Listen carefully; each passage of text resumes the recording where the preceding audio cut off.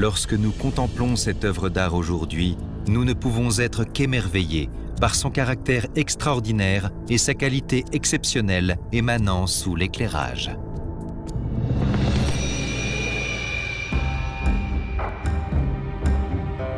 L'ambre, le corail et la turquoise ornent l'ouverture de l'urne.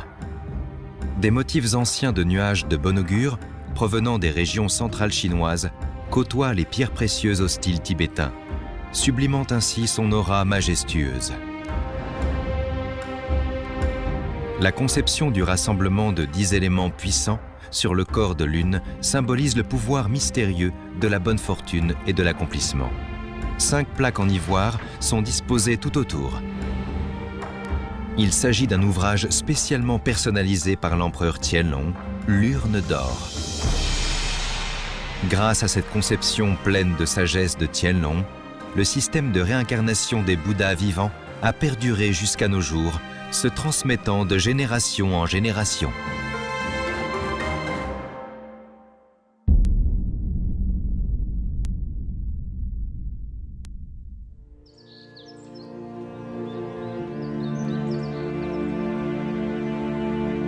Dans la plupart des monastères Gelugpa du bouddhisme tibétain, nous pouvons voir une image représentant le cycle de la vie de tous les êtres vivants, à travers des illustrations figuratives.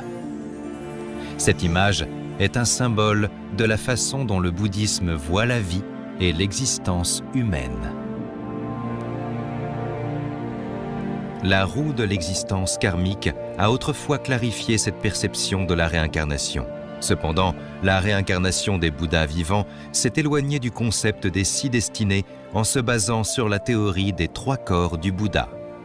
En fin du XIIIe siècle, le système de réincarnation des Bouddhas vivants du bouddhisme tibétain a été développé depuis la pensée du corps de manifestation du Bouddha. 佛教所以有那个3身嘛，叫法身、报身、化身。活佛转世呢，它是跟那个化身的理论是有着密切关系，就是成愿再来，就是今生没有完成的，下一世再继续来完成。因为他那儿佛脱离了6道轮回，所以他就完全超脱生死的，他不断的去化身来普度众生，这个大乘佛教的一个很重要的一个思想。La naissance de la réincarnation des Bouddhas vivants est naturellement liée au changement politique et aux querelles entre les différentes sectes religieuses de l'époque. Le monastère de Tsurpu est situé à 60 km à l'ouest de Lhasa, où se trouve le principal sanctuaire de la secte Karma Kagyu du bouddhisme tibétain et le lieu d'origine de la réincarnation des Bouddhas vivants. Au milieu du XIIIe siècle, la réincarnation des Bouddhas vivants est née pour la première fois au sein de cette secte du bouddhisme tibétain.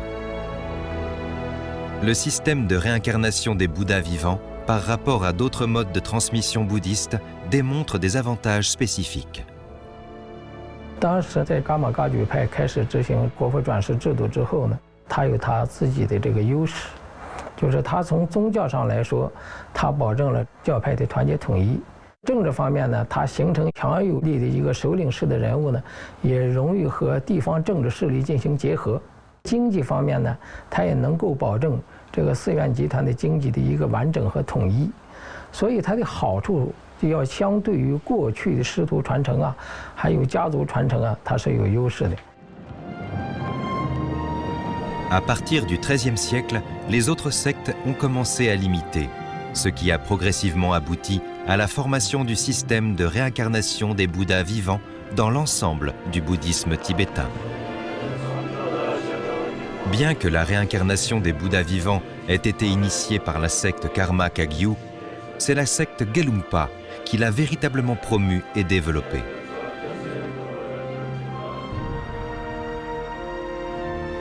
Le système de réincarnation des Panchen et des Dalai Lama sont les 2 plus grands systèmes de réincarnation des Bouddhas vivants de la secte Gelugpa jusqu'à présent. Néanmoins, dans l'histoire de la réincarnation des Bouddhas vivants de la secte Gelugpa, il y a eu des obstacles à surmonter.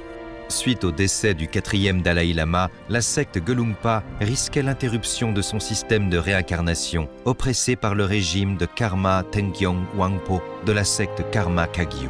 Cependant, grâce à la sagesse du 4e Panchen qui a su comprendre et désamorcer la situation, la réincarnation des Dalai Lama a pu se poursuivre. 当时西藏地方政府的那个权力就在那个藏巴汗的手里，藏巴汗地方政权有扶持噶举派，那么噶举派和那个咕噜派之间也有一些矛盾。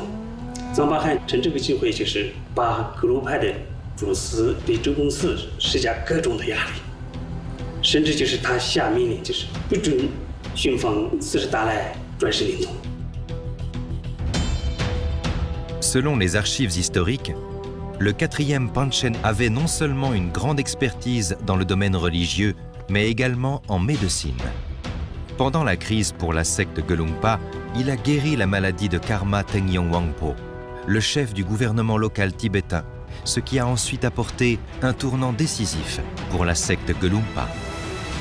他曾经治愈了藏巴汗长期没有治好的这个疾病，藏巴汗呢对这个四世班禅也有这种感激之情吧。 所以，四世班禅也极力的去说服这个藏巴汗，希望呢他允许这个四世达赖呢转世。那藏巴汗最后在班禅的这种要求之下呀，他也就是答应了，可以寻找这个五世达赖喇嘛。应该说，四世班禅是发挥了重要的作用。 De même, le 4e Panchen a délégué à Sonam Rapten, chambellan du 4e Dalai Lama, au Qinghai. Avec la puissance militaire mongole, ils ont réussi à vaincre l'armée de Karma Tengyong Wangpo, entravant ainsi son intervention dans la réincarnation du 4e Dalai Lama. Ce conflit entre les sectes religieuses et le pouvoir local s'est terminé par la victoire de la secte Gelugpa, permettant ainsi la continuité de la réincarnation des Dalai Lama. Après cela, les systèmes de réincarnation des Dalai Lama et des Panchen Erdeni ont également été reconnus par le gouvernement central, jetant ainsi les bases de leur développement futur. 到了1653年的时候，五世达赖喇嘛到北京朝见顺治皇帝。那么顺治皇帝呢，又封五世达赖喇嘛为西天大善自在佛，所领天下释教普通瓦彻勒达拉达赖喇嘛。 这也就是达赖喇嘛封号呢，第一次得到了中央政府的正式确认。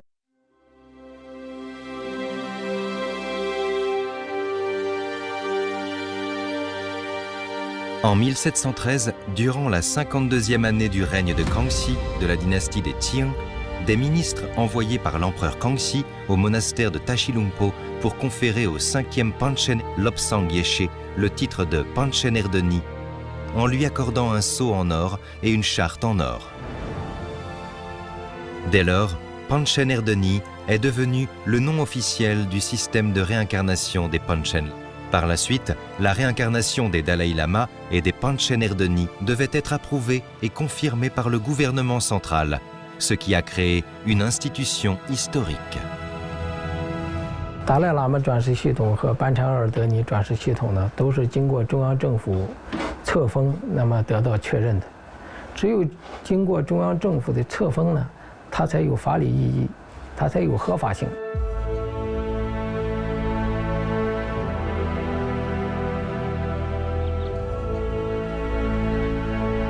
Situé au cœur de Beijing, le temple des lamas, ayant abrité 2 empereurs, est appelé le lieu de bénédiction où demeure le dragon.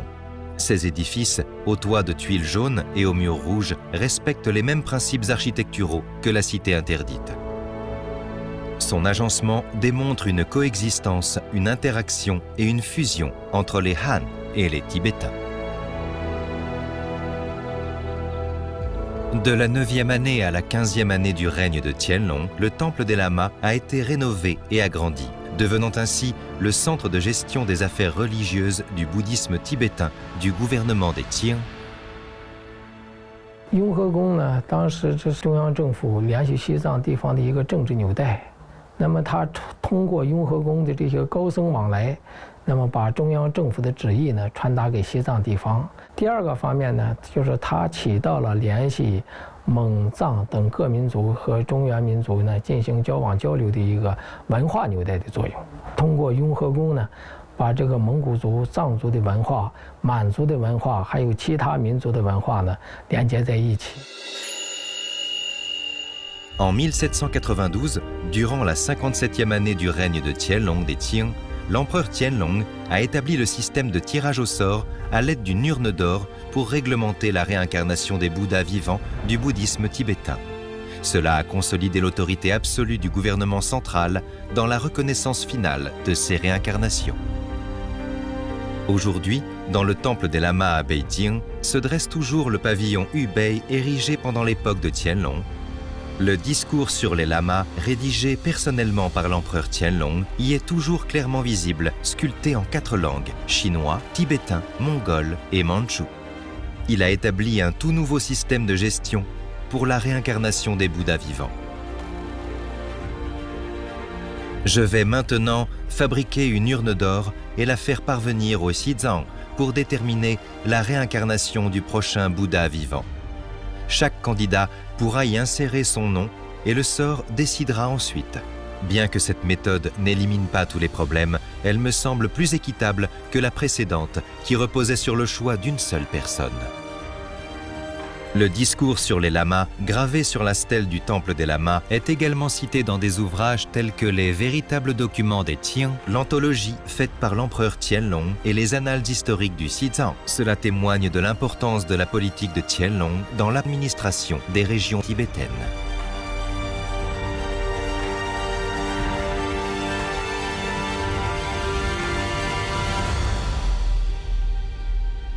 Le processus de fabrication de l'urne d'or, rigoureux et raffiné, est un témoignage historique du développement fusionné de la culture chinoise.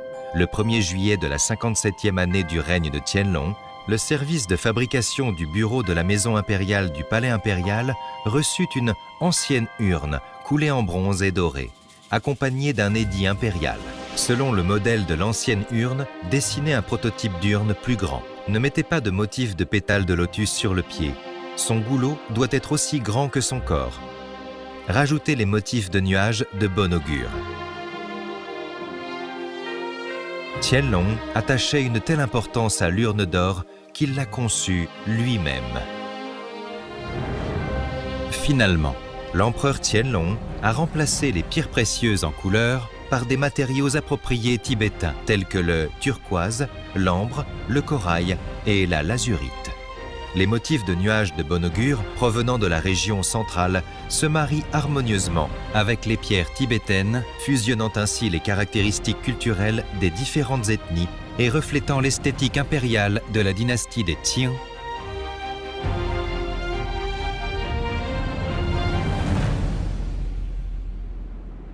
Le 2 septembre de cette même année, l'empereur Qianlong a ordonné l'envoi d'une des urnes d'or au Xizang, placée en offrande au temple de Jiukang. Cette urne est principalement utilisée pour le tirage au sort de l'enfant réincarnation des Bouddhas vivants au Xizang, tels que le Dalai Lama et le Panchen Erdeni. L'autre a été offerte au temple des lamas, principalement utilisée pour le tirage au sort de l'enfant réincarnation des Bouddhas vivants dans les régions des Mongols, du Gansu et du Qinghai, etc.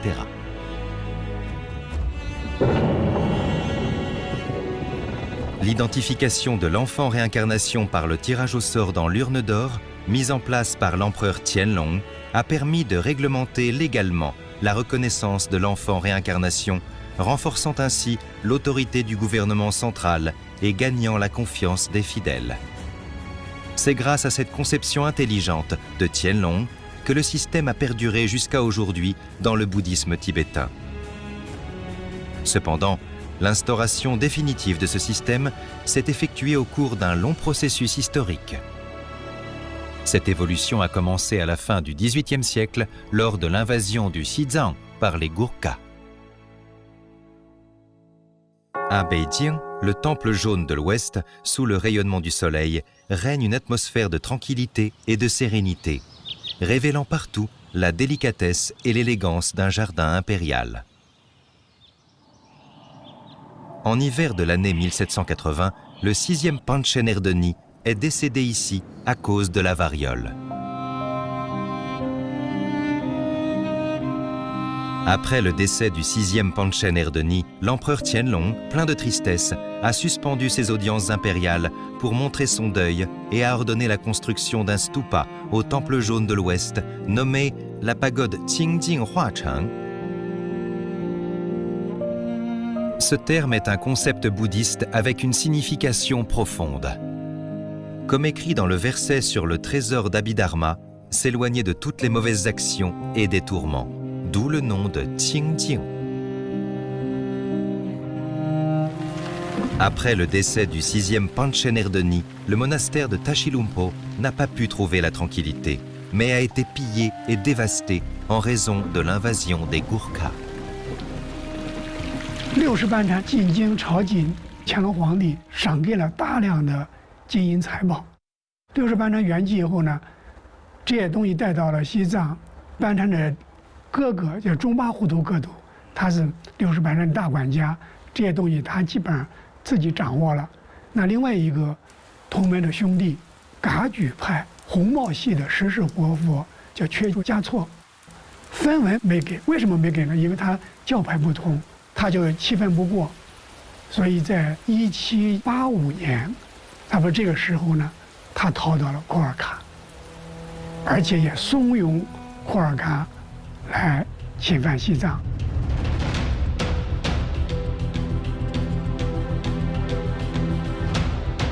Lors de l'attaque des troupes des Gurkhas, Chungpa Hutuktu a fui avec des biens précieux, abandonnant le monastère. Personne n'a organisé la résistance. Plus de 1000 soldats Gurkhas ont ainsi occupé le monastère de Tashilhunpo sans aucune difficulté, pillant librement les richesses du monastère. Même la charte en or du Panchen Erdeni décernée par l'empereur Qianlong. 对扎什伦布寺是一场浩劫。扎什伦布寺的喇嘛一开始还是抵抗的，但是呢，有的那个主持的喇嘛当时不在寺庙里，还有的负责办事的喇嘛呢，他不主张抗击，不主张抵抗，就遣散了，等于是这种空寺了。对库尔喀的一个侵略者，等于是放手的抢劫。 Suite à un rapport du gouvernement local du Xizang, l'empereur Qianlong a immédiatement envoyé des forces pour combattre. Mais en raison de la prévarication des fonctionnaires, les Gurkhas ont lancé une autre attaque. En 1791, l'empereur Qianlong a nommé Fu Kang'an en tant que général, avec Hailan Cha et Kuei-lin comme conseillers pour mener une campagne militaire au Xizang. Après cette bataille victorieuse, les troupes Gurkhas ont finalement été totalement expulsées du territoire. Aujourd'hui, les œuvres d'art dépeignant la guerre contre les Gurkhas sont toujours préservées intactes au sein du musée du palais impérial. L'atmosphère chargée et sombre de ces tableaux donne l'impression d'être en plein champ de bataille. De plus, la gloire dépeinte dans ces victoires triomphantes reflète également la détermination inébranlable de l'empereur Qianlong. Quiconque ose défier la Chine sera châtié. Pendant la guerre, Qianlong a remarqué des problèmes cachés dans la région du Xizang qui pourraient éventuellement nuire à la gouvernance de la dynastie des Qing sur les régions locales. En réaction à la trahison de Chodrup Gyatso, le gouvernement central a sévèrement sanctionné en abolissant la réincarnation des Bouddhas vivants de la lignée des bonnets rouges de Karma Kagyu. En outre, les temples et biens de cette lignée ont été confisqués et ils ont été forcés de se convertir à la secte Gelugpa. 乾隆皇帝就发现西藏地方问题很多，官员不当责，或者在临战的时候，很多活佛还念经，甚至让放弃，就是不要抵抗啊之类的，可能有这样的误导行为。再加上西藏内部呢，乾隆皇帝也发现活佛之间姻亲相结，问题很多。最典型的呢是这个60班禅家族。那么60班禅家族除了60班禅，还有10世夏玛巴活佛，就是噶玛噶举的红帽系活佛，10世缺珠嘉措，还有60班禅的大强佐洛桑金巴，这些都是兄弟。另外，他们家还出现了一世多吉帕姆，就是60班禅的侄女。大活佛都集中在一个家族，这肯定不正常。也就是说，当时是受这个地方势力这个操控的一种结果。 Après la guerre des Gurkhas, afin de renforcer davantage le contrôle du gouvernement central sur la région du Xizang, le gouvernement central de la dynastie des Qing a promulgué l'ordonnance en 29 articles pour une gouvernance plus efficace du Xizang en 1793. L'ordonnance en 29 articles a clarifié l'administration du Xizang, y compris la désignation du personnel, l'administration, les finances, les affaires militaires et les relations extérieures. De plus, toutes les affaires concernant le Xizang doivent être gérées par les Anban au Xizang, avec plein pouvoir. La promulgation de l'ordonnance en 29 articles visant une administration plus efficace du Xizang a marqué un événement notable dans l'histoire de la gestion du Xizang par le gouvernement central des Qing. 7年29条章程颁布，是清朝管理西藏地方制度化、规范化的一个重要的一个标志。它的内容包括通过金瓶撤迁来确定大活佛的转世灵童。 包括驻藏大臣政治地位与达赖班禅平等，达赖喇嘛也包括班禅，他们的经济由驻藏大臣来稽查，驻藏大臣管理西藏地方的军事、宗教，包括噶伦的选任、摄政的选任，驻藏大臣都有重要的话语权。7年29条章程颁布以后，清朝管理西藏的 总体的制度安排就形成了，而且驻藏大臣的地位达到了前所未有的高度，等于统管西藏地方一切事务。所以，这个29条这个颁布啊，它的意义就在这儿，可以说保证了中央政权和蒙藏地方这个密切的联系，这种健康的纽带，也维护了 中央政权的权威，一直到现在，我们仍然按照清朝的宗教的仪轨来进行。 L'article 1 de l'ordonnance en 29 articles pour une gouvernance plus efficace du Xizang a fourni une explication détaillée du système de tirage au sort dans l'urne d'or. Dans l'intention de favoriser l'expansion de la secte des bonnets jaunes, l'empereur a spécialement offert une urne d'or. Lors de la recherche de l'enfant en réincarnation, les 4 défenseurs du Dharma consignent en mandchou, chinois et tibétain son nom et sa date de naissance sur des fiches, pour les placer ensuite dans l'urne. Un Bouddha vivant éminent est choisi pour accomplir une prière de 7 jours. Les Kutuktu et l'Amban au Xizang authentifient finalement l'identité de l'enfant réincarnation devant la statue du Bouddha dans le temple de Jokhang. Ces mesures visent à favoriser l'expansion de la secte des bonnets jaunes, empêcher les défenseurs du Dharma de tricher, ainsi que remédier aux interventions politiques des Bouddhas vivants locaux au Xizang et l'ingérence des nobles dans la réincarnation des Bouddhas vivants. 7年29条确定了金瓶撤迁制度以后，成为历代，也就是包括从乾隆皇帝以后的历代皇帝，也包括后来的民国时期管理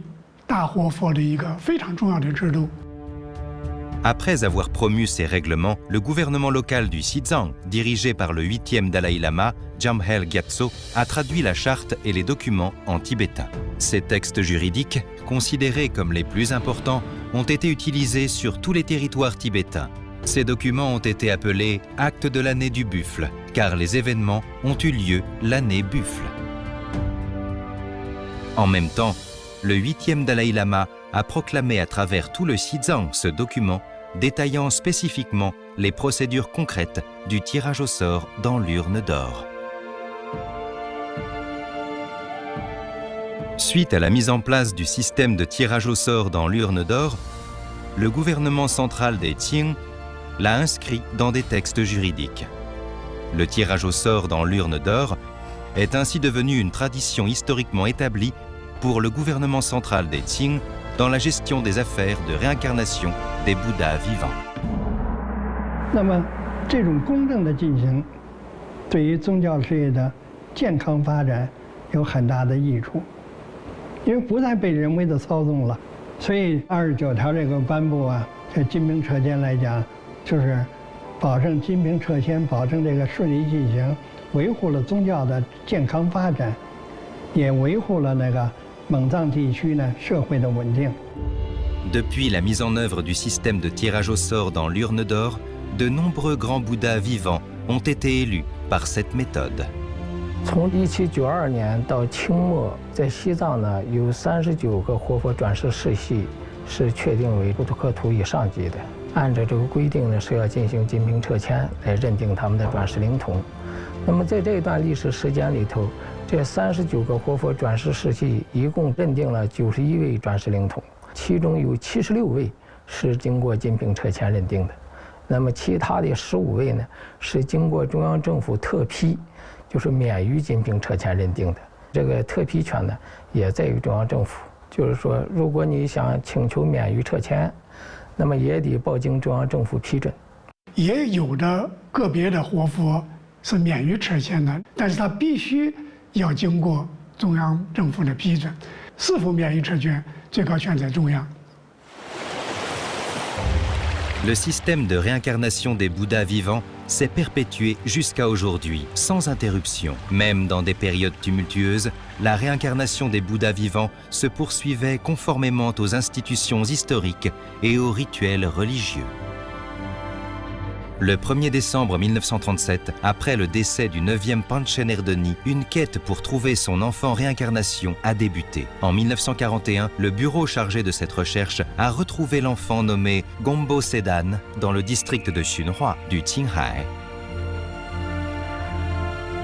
Le 3 juin 1949, Gombo Sedan, un enfant prodige ayant manifesté des capacités extraordinaires par une clairvoyance exceptionnelle et une sagesse pure, était reconnu comme la réincarnation du 9e Panchen Erdeni. Li Zongren, président par intérim du gouvernement nationaliste, a exempté Gombo Sedan du tirage au sort habituel et l'a approuvé comme le 10e Panchen Erdeni. Le 10 août, la cérémonie d'intronisation a eu lieu au monastère de Kumbum dans la province du Qinghai. Héritant des volontés du 9e Panchen Erdeni, le 10e a consacré sa vie à la propagation du Dharma, à l'unification nationale et à la solidarité ethnique. 历史定制、宗教仪轨、金瓶撤迁、中央政府的批准，这成为一个基本的一个根本的一个遵循。这项制度，不管是清朝鼎盛时期，包括晚清的衰落时期，甚至从清朝到民国的变革时期，这项制度都没有发生任何的变化。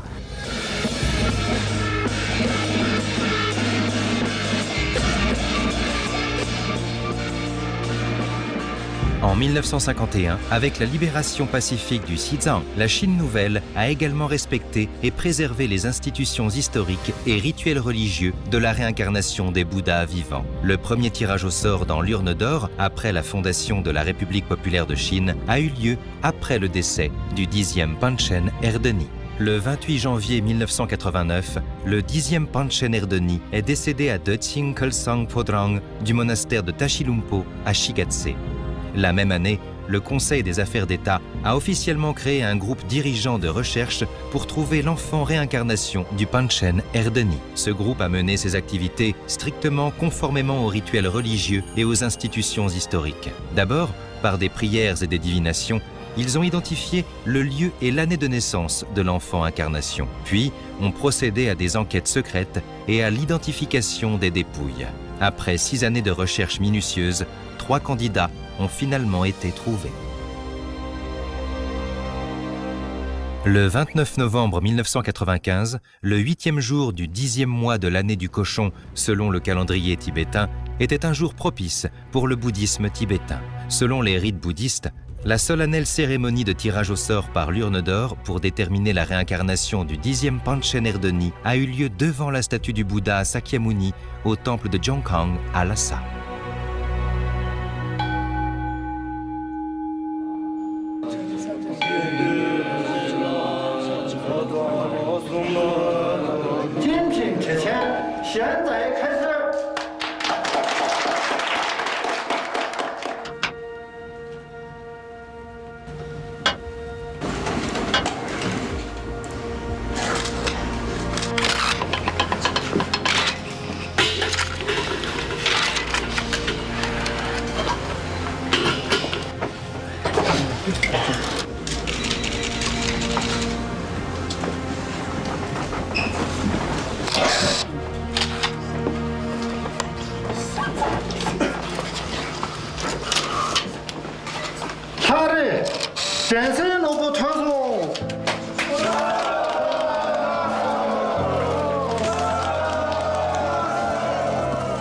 Gyenkeng Norbu, né dans le district de Lari de la région autonome du Xizang, le 13 février 1990, a finalement été identifié par le tirage au sort dans l'urne d'or comme la réincarnation authentique du 10e Panchen Erdeni.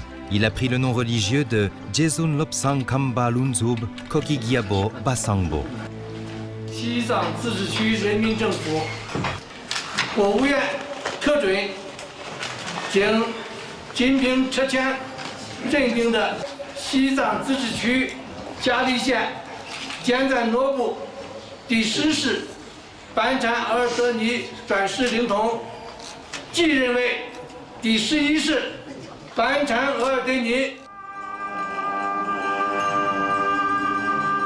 Le 8 décembre 1995, au monastère de Tashilhunpo, situé dans la ville de Shigatse au Xizang, sous l'approbation du gouvernement central, la cérémonie d'intronisation du Panchen Erdeni Gyenken Norbu a eu lieu pour devenir officiellement le 11e Panchen Erdeni.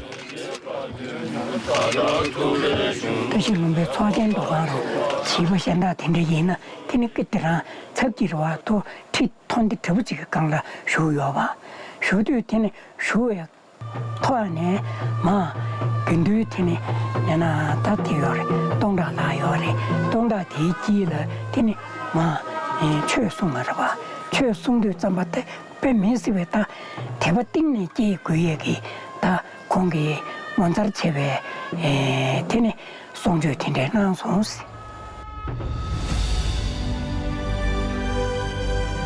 Pour la première fois depuis la fondation de la Chine nouvelle, un enfant réincarnation a été reconnu par le tirage au sort dans l'urne d'or, accomplissant ainsi parfaitement la réincarnation d'un Bouddha vivant. En 2007, la première réglementation de la République populaire de Chine sur la gestion des réincarnations des Bouddhas vivants, intitulée « Les mesures de gestion de la réincarnation des Bouddhas vivants dans le bouddhisme », a été publiée, marquant ainsi une étape importante vers la juridicisation de la gestion des réincarnations des Bouddhas vivants tibétains. Il est stipulé que personne n'a le droit de manipuler la réincarnation et que toute recherche et identification des enfants en réincarnation sans autorisation sont interdites.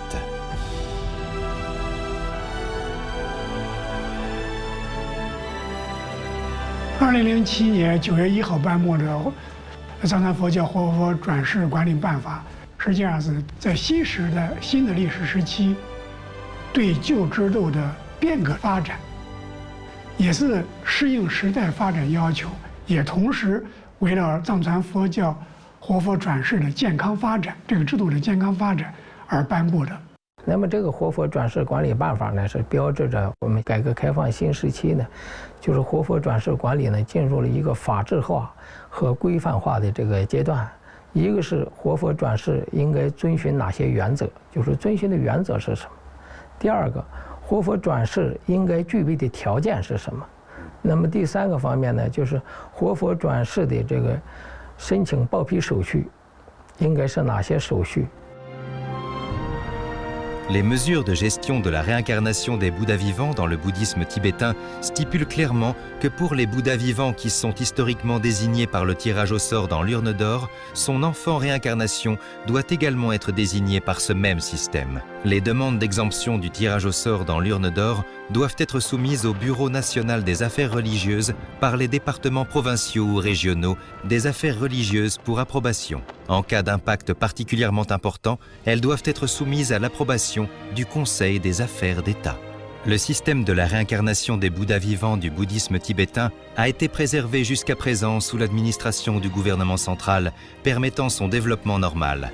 Sans les institutions historiques et les rituels religieux réglementés, la continuité et la transmission de la réincarnation des Bouddhas vivants auraient risqué d'être perturbées. 无论是哪一位有影响的活佛，都应该坚持按宗教仪轨、历史定制、国内寻访和依法管理的原则来进行。一个是金瓶撤迁，就是转世灵童的认定采取金瓶撤迁的方式；第二个就是报请中央政府批准继任，这是第二个历史定制最重要的历史定制。那么第三个坚持的原则呢，那就是国内寻访。咱们中国是藏传佛教的故乡，这些个活佛 它都属于我们中国的活佛，他们的母寺都在中国，属于中国寺院的一个活佛。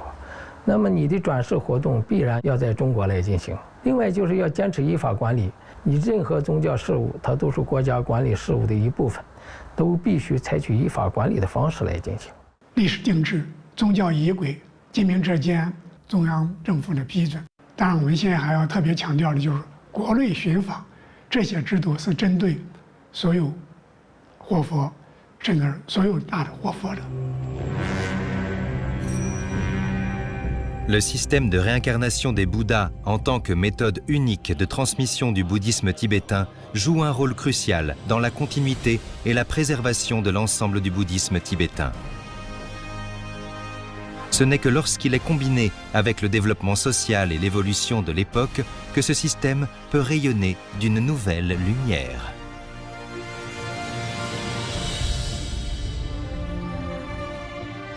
我们可以透过历史看到，藏传佛教事务历来都是受中央政府管理和治理。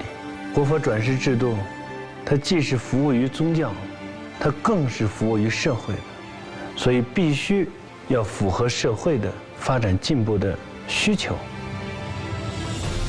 Les institutions historiques, les rituels religieux, le tirage au sort dans l'urne d'or, la recherche au sein du pays et l'approbation centrale ont joué un rôle important dans la création, le développement et l'amélioration du système de réincarnation des Bouddhas vivants.